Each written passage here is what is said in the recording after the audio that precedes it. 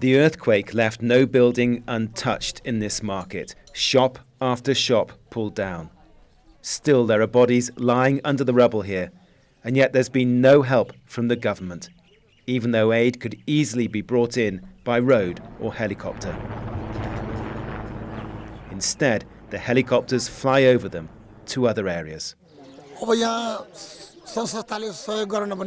We will die if there's no help from the government and other organisations. We'll starve to death and could get diseases like cholera and dysentery. There could be an epidemic. We drove on further up into the hills of this northern region and found even greater destruction in this village. Everyone here is now homeless. Many have lost loved ones. And with no sign of any help from the government or aid agencies, they're paying for this excavator themselves to carry out a grim task. What they're doing here is searching for bodies. The family who live in this house believe that their 2-year-old child is buried somewhere under the rubble. But so far, she has not been found, and the family's desperate to give her a proper burial.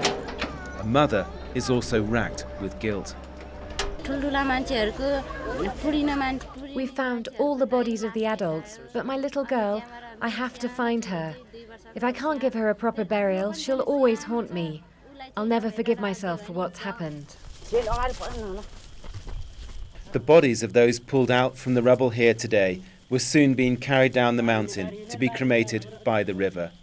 For this close-knit and impoverished community, it's been a huge trauma, and one they're having to deal with on their own, even though this region has suffered the highest number of casualties of all the areas hit by the earthquake.